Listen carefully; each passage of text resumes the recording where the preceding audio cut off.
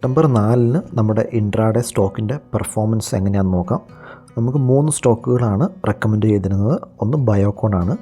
ബയോകോൺ നമ്മൾ 359.5 സെല്ല് ചെയ്ത് 357.5 ബൈ ചെയ്തു.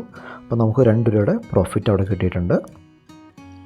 അടുത്തത് ചമ്പൽ ഫെർട്ടിലൈസറാണ്.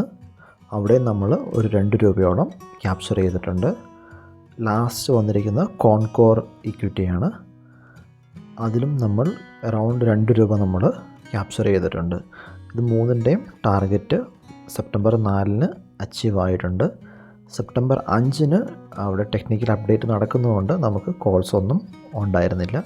അപ്പോൾ ഇതാണ് ഓവറോൾ നമ്മുടെ ഇൻട്രാഡേ ടിപ്സ് അല്ലെങ്കിൽ ഇൻട്രാഡേ ട്രേഡിംഗ് ഐഡിയാസിൻ്റെ ഒരു സ്റ്റാറ്റസ്.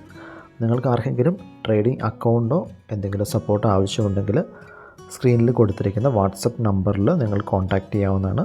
അതുപോലെ തന്നെ നമ്മുടെ വാട്സപ്പ് ഗ്രൂപ്പ് ഞാൻ ഡിസ്ക്രിപ്ഷനിൽ കൊടുത്തിട്ടുണ്ട്. Thank you.